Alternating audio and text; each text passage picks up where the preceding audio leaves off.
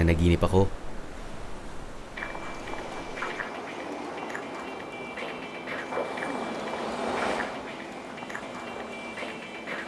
Nakarating daw ako sa paraiso.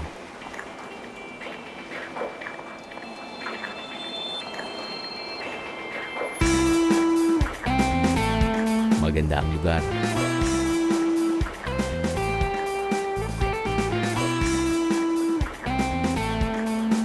Maaliwalas.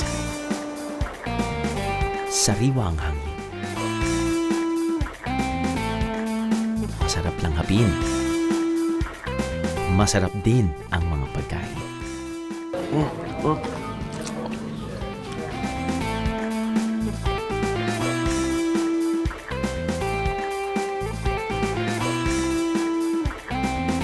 Maraming pwedeng gawin.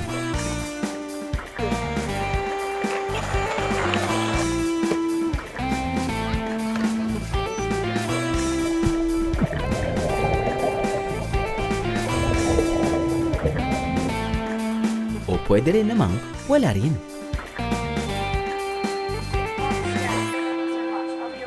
Maraming gagawin o walang gagawin? Get the best of both worlds dito sa Siargao. Sama kayo sa biyahe ko?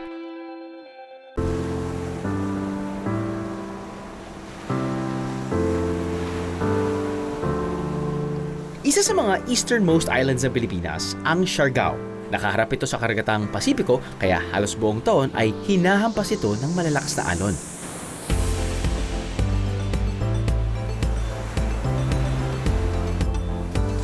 Kaya mula late 80s pa raw ay dinarayo na to ng mga surfer mula sa iba't ibang bansa. Surf's up, biyaheros! Pero bukod sa surfing, ay napakarami pang pwedeng gawin sa Siargao. Isa na riyan ang mamasyal sa iba't ibang isla. Heaven is an ocean. Anyway, this is customized bangka. Siya say bangka dahil medyo malawak siya. It's gonna take me... That was about 4 seconds. Yun yung width ng boat.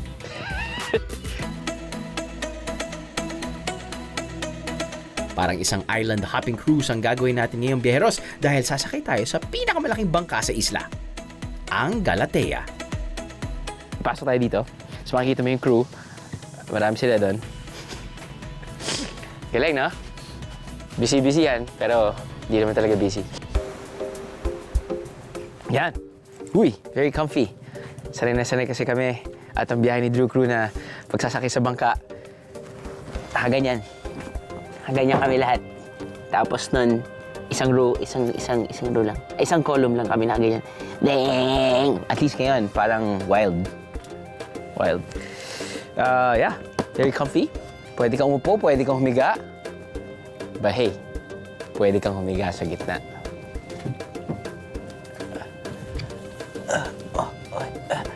Para siyang waterbed. Good for 20 people ang Galatea.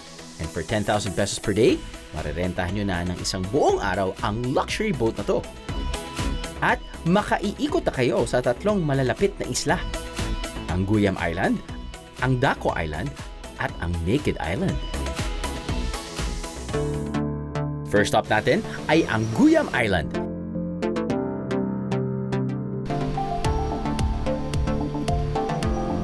Isa itong isla na tila patak ng luha ang hugis. Walang nakatira rito.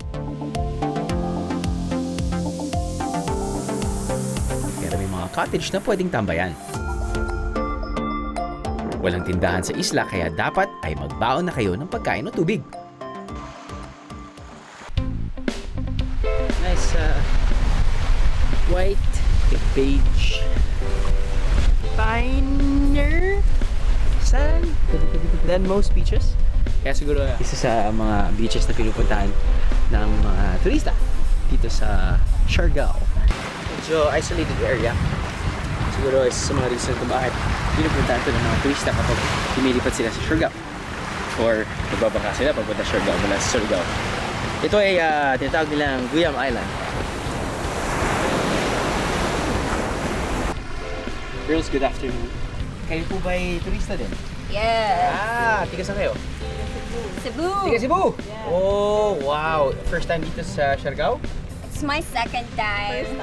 First time? Wow, bakit yung napili ang Siargao? Because yung tatlong island. Yeah. Pero, Especially yung surf. especially in surf. Yes. Nagsisurf ba kayo sa Cebu din? Hindi. Kasi yung waves dito lang sa Siargao.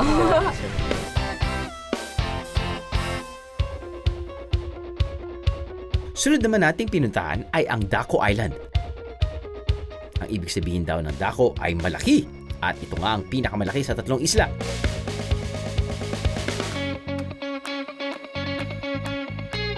May mga taong naninirahan sa Daco Island at pwede kayong magpaluto ng pananghalian sa kanila.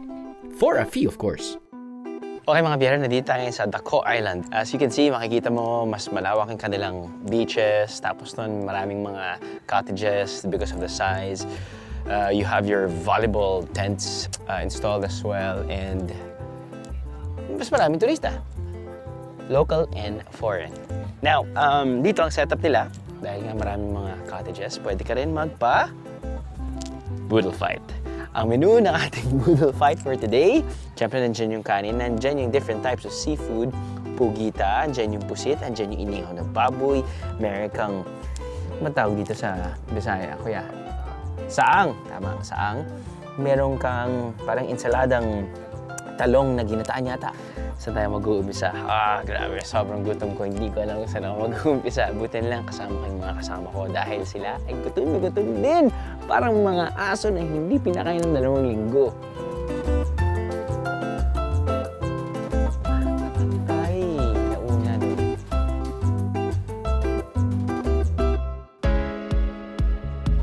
Dahil nga simple itong isla na to, at least may CR. At least may CR. Lalaki, babae, bawal dyan maligo, nakasulat. Pero dito, may tubig poso, so pwede ka dyan maghugas sa kamay, pwede ka dyan maligo. Kung nakahubad o hindi, well, kanina meron kami nakita ng turista na nakahubad. Fortunately, lalaki. Ito yung kanilang island pet na si Procopio.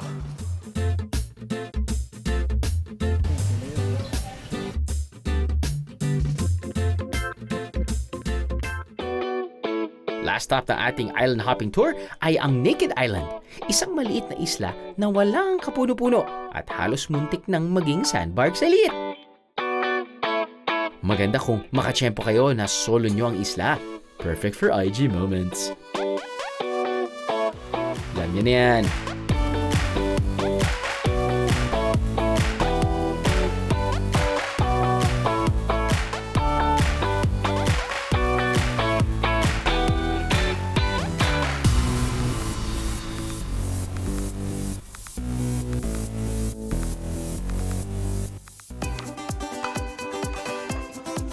Kung nabitin kayo sa island hopping, let's do some diving.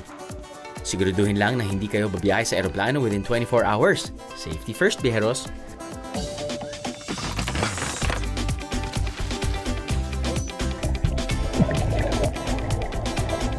Mahigit 100 ang identified dive spots sa paligid ng Siargao Island. Ang una nating sisilipin ay ang Pansukian Reef.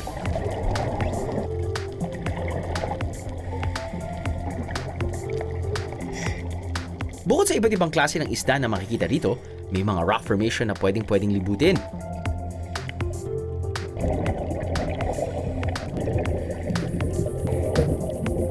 Tapos na yung first dive namin. And first time diving here in Siargao. It's funny nga na, pati sabi ng dive master namin na sobrang calm down ng tubig ngayon. Sobrang swerte kami. But anyway, yung pagbaba namin, meron kami dinaan ng mga mga butas sa mga corals na dinaanan namin. Passed through them. And there was one pool that we went, paakyat naman, and then we went back down. So it was just like it's like a 30-minute dive. And yun natin kung ano makikita namin sa second dive. Ilang coral gardens din ang meron sa ilalim.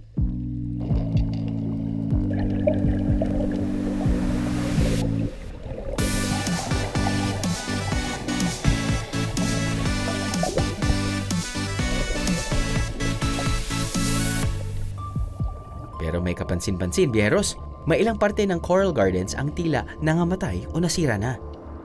Ang maaaring dahilan daw nito ang paggamit ng dinamita sa pangingisda.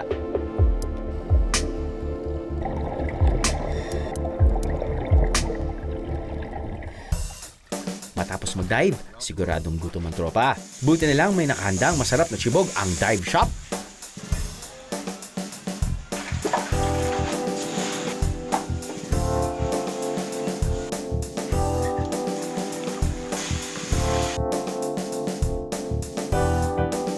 Panalong burgers, sandwiches, at iba pang pagkain dito. Really a must try, maging diver ka man o hindi. Dahil sa popularidad ng isla, hindi na nakapagtataka na maraming available accommodations dito. Karamihan sa mga ito ay hostels. Maliliit lang ang karamihan sa hostels dito at kadalasan ay budget-friendly. 300 to 400 pesos kada biyahero per night. Kaya winner to sa mga backpackers. Chill lang balik. Maliit, mas the more you can interact with the guests, and then yeah, because we don't want like them to leave and we can't remember their names. Yeah. So the smaller the better. Kahit maunlad ang turismo sa isla, simple pa rin ang buhay dito. Katunayan ay wala pang tinatayong sinehan sa isla. Pero sa ngayon ay may umuusbong ng mga mini theater tulad nito para ka na ring nanood sa sine kahit hindi umalis ng isla.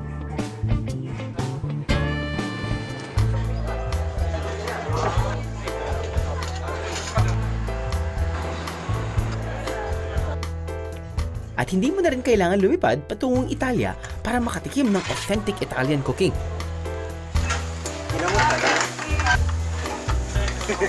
Sabi nga ng tatay ko tirahin na natin to, baka may tumira pa na iba. A few steps from here, makikita mo may silang pugon. And I believe na that's the best way of cooking pizza. Lalagay lang nila yung pizza dough with all the ingredients for like, I don't know, 4 minutes tops. And then, boom. Kita mo, nagme-melting mozzarella, yung herbs, pumuputok-putok yung parang ganon. Parang lava. Oh, love it. Love it. Sobrang init kasi sa loob kaya sobrang bilis lang matuto. Anyway, hand-tossed pizza. And I think you have a few choices of really hot. And this is, I think, chili oil, but I think that's chili olive oil. Natin. Testing muna tayo, pare. Testing muna tayo.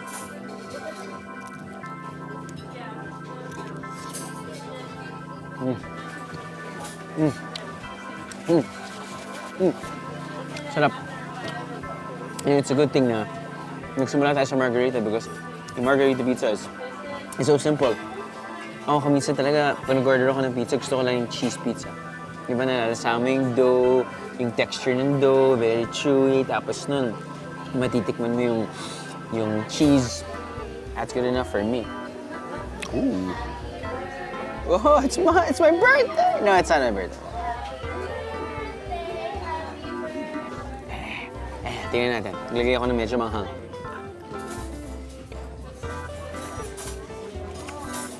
Manghang talaga. Manghang pero masarap. Alright.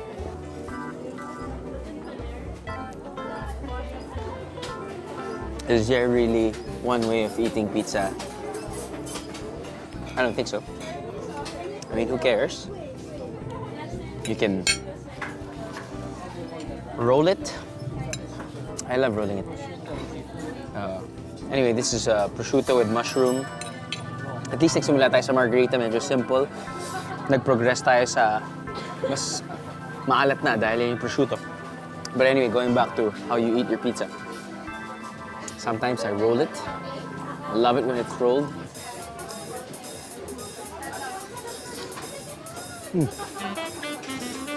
Yum.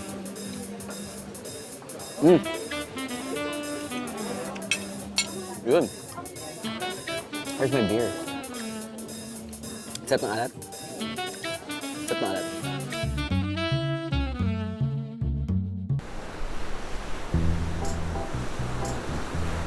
Maagang gumigising ang mga taga Siargao dahil maganda raw mag-surf, lalo na kung hindi pa tirik ang araw. Kaya ilang kainan ang talagang naghahanda ng almusal specialties sa paraming biyahero na dumarayo sa isla. Well, we do all-day breakfast, so you've got always your options of, the pancakes and your eggs, any style. We have a lot of juices available, so we've got lots of fresh fruits and vegetables, so everything, we've got our cold-pressed juices. As far as the vibe goes, the vibe's still basically the same. It's just on a bigger scale now. The reason why we fell in love with the place was not just because of the beautiful island itself, but because of the people. We're really welcomed into this community by people. And over the last 20 years, I really have seen that continue.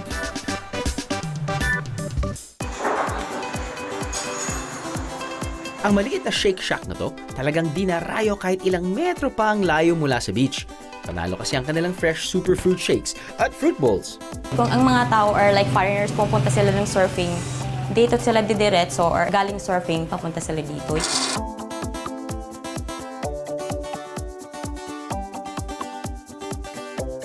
Workout din, like dito sila pumunta before and after yoga. Marami na nga mapupuntahan sa iba't ibang parte ng surf town ng General Luna, Siargao, at ang mode of transportation na pinipili ng karamihan ay habal-habal or single motorcycle. 20 pesos lang ang pamasahe bawat isang tao para sa short trips. Kung adventures ka naman at marunong magmotorsiklo, pwede mo na rin itong arkilahin ng buong maghapon. Sikat man ang Siargao surfing, hindi maaring mag-surf sa lahat ng pagkakataon. At kapag hindi masakyan ang alon ng dagat, ang kurbada naman ng kalsada ang pinagbabalingan ng mga surfer dito.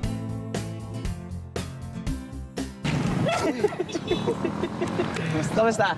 Ano balita? Ito, skate. Skate pa lang din, ha? Medyo... Tapos kulit alon. Yun yung nagiging kultura ng mga surfers, no? Kapag wala masyadong alon, skateboard sila. Oo, skateboard. Para nandun pa rin yung surfing sensation, parang Para ganyan. hindi makalimutan yung... Tuwing ano bang buwan yung wala masyadong alon dito sa Siargao? Mga June, July. Hanggang July hanggang... August, ganun. Tapos pagdating ng mga September, yun, start na yung Yun eh, gumaganda na yung alon. Pero during, katulad na sinabi nyo, mga dead months ng surfing dito sa Siargao, skateboard. Matagal na yung kultura na yan eh, no? I mean, galing pa yan sa ibang bansa eh, no? Talagang... Oo. Kaya nila ginawa ang skateboard para may... Nang dahil sa surfing. Dahil sa surfing. Gusto mo matry? Ikaw muna. Oo. Nakalimutan ko eh. Sige. Ayan. Yan. Mas mahirap nga pag mas maliit. Meron ba kayong pinupuntahan na skateboard park dito sa Ay, Siargao? meron. Punta natin? Sige. O, tara. Yeah! Alright!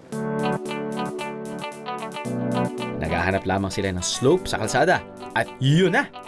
Parang riding the waves na rin ng tropa. Yun nga lang, kapag na-wipe out, hindi tubig ang babagsakan, kundi matigas na lansangan.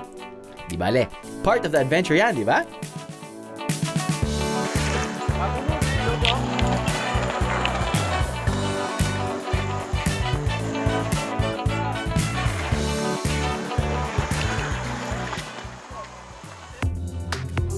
Bago naging trabaho yung surfing, gano'n ka-frequent ka na nagsisurf? Habang may magandang alon. Sus, araw-araw. Marami akong kilala na umalis sa Manila tapos nun pumunta dito, pumunta sa La Union. Ano nga ba yung nakukuha nyo sa pag-surf? Ano yung para maintindihan lang ng mga tao na hindi alam ko nung Kasi sa akin, yung surf, kaya parang hindi ako maalis din.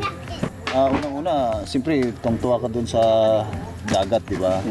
Beach, hindi lang dagat, meron pang alon na parang masaya. anong nararamdaman mo kapag nandun ka sa tubig? Nandun ka nakaupo sa surf, tapos nag-aantay ka ng wave. Hindi mo maintindihan, ano? Parang nasa langit.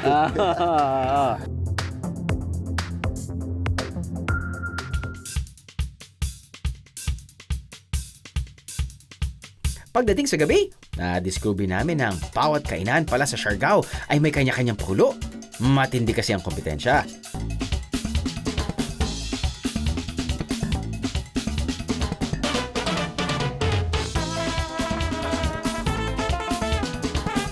So So tonight we're doing the boodle fight for the first time because here in the island it's usually we have different themes everywhere. So for example, in my place I have boodle fight on Wednesday, so that happens every Wednesdays. Pero bukod sa pagkain, may kakaiba pa sa resto na to.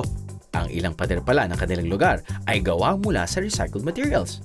Well, now it's really developing so fast, and well, we have issues with the garbage and stuff like that.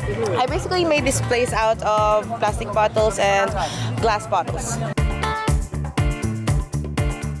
Hindi lamang ang mga lokal na negosyo ang merong environment-friendly initiatives. Pati ilang individual ay tumutulong din sa kanilang maliliit na paraan. Alam niyo mga biyero, di ba kapag pupunta tayo sa isang magandang lugar, ang unang iniisip natin ay sana ma-maintain to. Sana maging malinis parate. Buti na lang, meron tayong pupuntang tawag namin Be a Hero. Si Kuya B-Boy. At tumutulong siya sa pag-maintain ng kagandahan dito sa isla ng Siargao. Kausapin natin siya kung paano niya ginagawa yan. Basta! Hello po. Ang balita. Ang gandang gabi po. Ang ginagawa natin dyan sa basura na yan. Ginugunting ko po para sa mga unan at mga beanbag po. Ayun. Matagal mo na bang ginagawa to? Mga magwa 1 year na po. 1 year na. Ba't mo naisipan gawing unan or yung feeling ng unan itong mga basura? Kasi po, sa dami po ng basura dito sa Siargao, isa po to ng problema ng gobyerno po dito eh. Napag-isip-isip ko po na sa paano paraan makakatulong tayo sa kalinisan sa ating panggobyerno, sa ating Siargao. Saan niyo po kinukuha yung basura? Lahat ng resort, sinabi ko po sa kanila na tulungan ako. Kung pwede, i-donate nila sa akin. Yung basura na to ay mukhang nakikita ko parang mga wrappers ng mga Opo. iba't ibang klaseng produkto na hindi ko nababanggitin, di ba? Marami pong klase ito. May mga styrofoam pa po. So mostly plastic Opo. wrappers, styrofoam. Well, malaking bagay yung styrofoam dahil at least komportable yan sa unan. Opo. Saka po, hindi mabigat. At hindi Pag mabigat. Ang dami mong kailangan gupitin para lang makagawa ng isang unan. Sa isang unan po, sa ganyang unan po, ganyang klase. Yan. Opo. Okay. Sa ganito po, bumubupit po ako mga 2 araw niyan. 2 araw? Mahigit 2 araw. Wow. Tawag na cost cutting. At yun po, yung may isang unan pa po dito. Ayan po, sa likod niyo po. Ayun. Yan, mga 3 days. 3 days to. Opo. Ang bigat din niya, ha? Opo. Pwede ba itong subukan? Opo. Pwede ko bang, hindi naman masisira yan, no? Hindi naman. Oo, ano? Yan, no? Komportable. Yan din Mas yung, maganda yung beanbag. yung beanbag na yan, nasa loob niyan, basura din. Basura rin po. Papakita ko po sa inyo. Lahat po ng nasa dito ay puro recycle. Ayun. So mostly Karamihan po yung styrofoam. Styrofoam. Para hindi siya mabigat. Tama. Oo. Iba't ibang resort po ang nagde-deliver sa akin nito, nagdo-donate ng basura. Tapos pati yung yung eskwelahan po ay tinuruan po namin yung sa nature kids. Oo. Tinuruan po namin sila na mag-segregate ng basura po. Bakit? Gano'n ka-importante yung segregation ng basura? Kung ihalo-halo natin lahat ng basura, wala lahat eh. Tapon lahat. So, Sige, sabihin hindi na. papakinabangan. Correct. Tama yun dahil in a few years time, lalaki at lalaki yung Siargao eh. Kung yung mismong mga bata ay alam na kung anong dapat gawin para mapanatili yung kagandahan at kalinisan ng lugar, di mas maganda yun. Ayun po yung talagang hinahabol namin kasi ayaw namin na sirain tong Siargao. Magkano kanya? Sabihin natin ito, magkano to? Ayan po, 500 po. 500 pesos, biro mo. Bira mo from one man's recycle. trash to one man's treasure. 50 pesos, ay 500 pesos. Ito 450 po. Yan, ito 450 naman. Ito po 1.5. Yan, dahil meron ng ibang to, Opo. fabric. Isa sa mga hostels na tumutulong kay B-Boy ay ang hostel na to, ang Paglaom. We segregate our trash really well. Our goal is to become a zero waste hostel. So we have bins for all kinds of waste. We also educate our guests on how to do it when they check in. So we tell them that, hey, you have to put the glass bottles here. We also have a water refilling station so they don't have to buy their water from outside, and they can just reuse the water bottles and refill it here. For all our plastic waste, we give it to B-Boy's Art Recycling Studio. They cut it into pieces and turn them into pillows and bean bags, and then they sell it all over the island. Good job! Sana mas madami pa ang mga tulad ng establishments na gaya nyo at mga katulad ni B-Boy para makatulong na mapanatili ang kagandahan ng isla ng Siargao.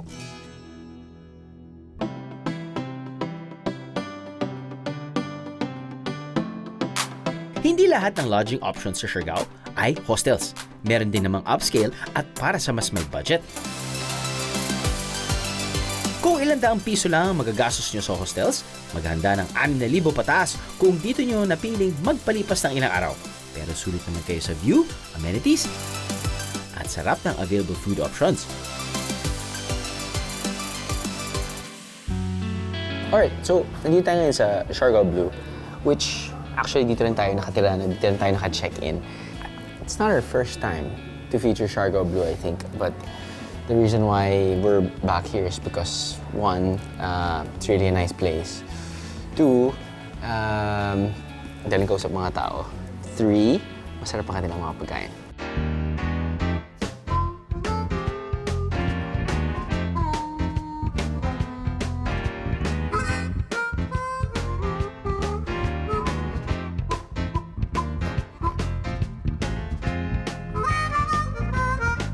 Di ba, papupunta ka sa Siargao, you're gonna be traveling to different parts of the island, di ba? Different towns. At makikita mo malalaking, I guess, mga print ads or yung mga tarpaulin. Makakita kayo ng gento. King crab. It's really well advertised. At ang Siargao Blue parati nagsasabi na get the best king crab. Parang gano'n, hindi naman verbatim, pero get the best king crab. Tapos may Siargao Blue. So, first time tayong makakatikim,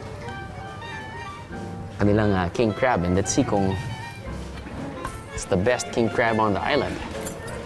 The looks of it, yung kamao pa lang niya, medyo malaki na.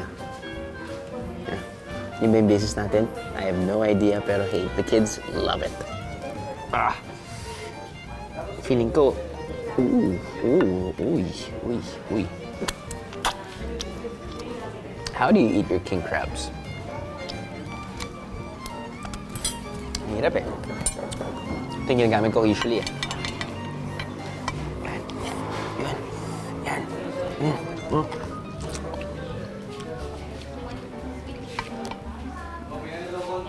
Panalo nga. And it's very tasty.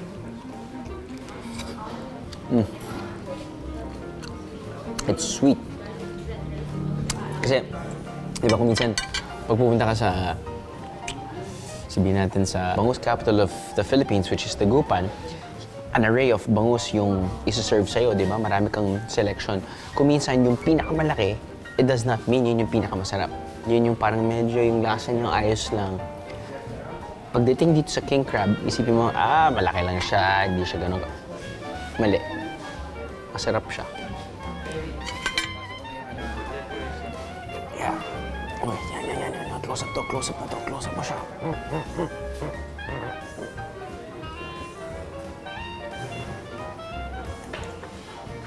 Nakuha. Yan.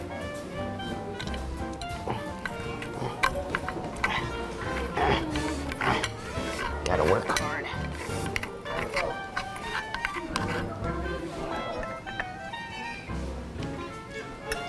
sauce. Halo-halo.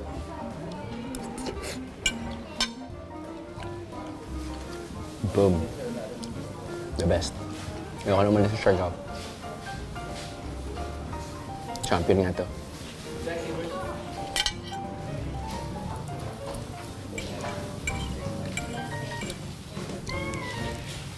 So, bukas chicken cordon bleu, get Siargao bleu, cordon bleu. At ang kanilang creamy seafood pasta. Meron din silang sisig kung makapasok siya. And, ooh.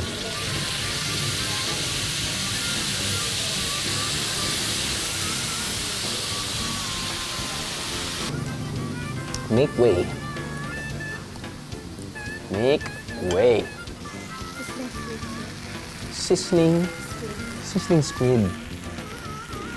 So I guess, shortcut ng sizzling squid ay sisig. Pasensya na. But yeah. So what they do is they use a grilling dish. Usually, di ba kapag may anything sizzling bangus, sizzling sisig, whatever. But this one, it's squid. Inside is red rice. And then what they pour over the sizzling squid is some, yeah, it smells like curry. It smells like curry. Oh yeah, it's very saucy. It's a full meal.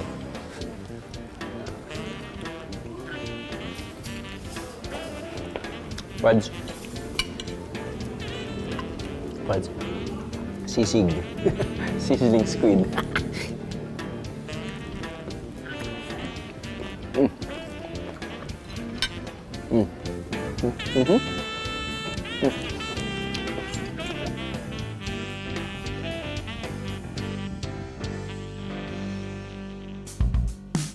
May ilang places to visit sa isla ng Siargao na hindi matatagpuan sa surfing hotspot na General Luna. Ang iba, kailangan pang dayuhin ng humigit kumulang 1 oras, tulad ng Tayangban Cave. Isa itong malawak na lagusan na dinadaluyan ng tubig na hanggang tuhod kapag low tide at hanggang dibdib naman kung high tide. Madilim siya, tsaka may paniki. The best thing I've done since I got to Siargao.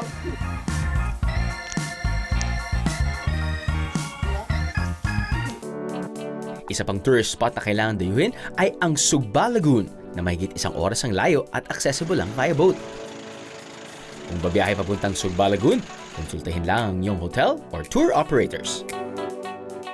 So, mula sa ating resort, sa downtown Siargao, it took us around 1 hour, more or less, 1 hour van ride para marating ang Del Carmen. At ang Del Carmen, dito tayo sasakay ng bangka, mga 20 to 30 minutes bago dumating sa Sugba Lagoon. Kung anong magagawa doon, well, hindi pa natin alam. Let's see!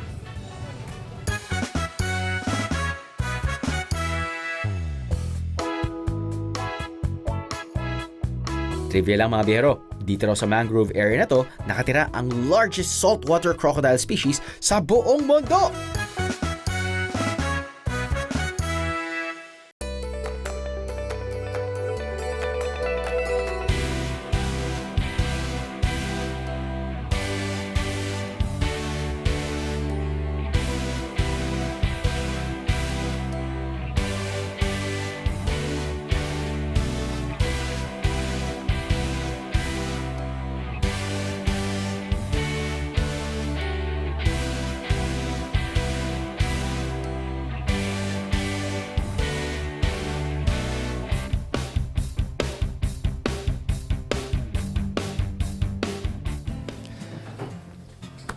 So I guess ito yung isa sa mga destinations na pwedeng puntahan ng mga turista kapag naghahanap sila ng mga activities katulad ng kayaking and the likes.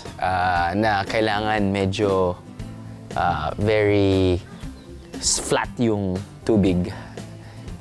Yun nga naman talaga nagagawa ng mga lagoons, no? And apparently, itong lagoon na to ay ito na siguring nearest from downtown Siargao, kung dun kayo nga naka-check-in. The next will be, I think, 2 hours away, which is mga Soton? Yeah, Soton. And Bukas Grande. Bukas Grande, correct. Yan. Okay na, wala pa masyadong tao. Hindi ko alam kung maaga pa. Hindi ko alam kung dahil hindi pa weekend. Pero generally speaking naman, yung Siargao, even though medyo nag-skyrocketing popularity in social media, parang fairly manageable pa yung mga turista, both foreign and local. This one kasi is still pretty new, itong side na to. I mean, not new, but hindi pa ganun ka-commercialized, hindi pa ganun kasikat. So, might as well take advantage of that. If you think about it, para kang pumunta sa Coron. Yun yung naisip ko. Daming lagoons kasi sa Coron. At least, di ba, parang when you're trying to figure out what to do in a certain destination, di ba, you try to, have a checklist and naisip mo, ano ba pwede naman magawa? Surfing, uy, meron. Magandang beaches, uy, meron. Uy, magandang resorts, uy.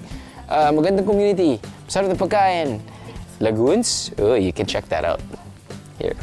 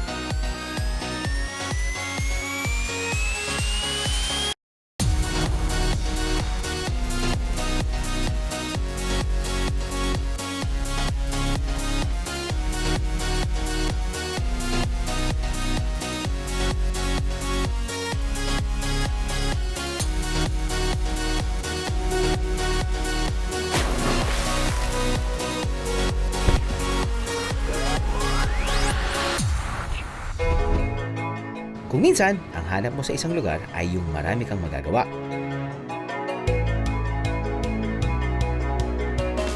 Kung minsan naman, hanap mo ay yung enjoy ka pa rin kahit buong araw ka nang nakahilata.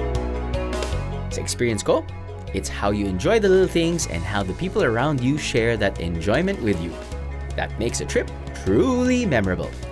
Added bonus pa kung ang lugar na pupuntahan nyo ay kasing ganda at kasing espesyal ng Siargao.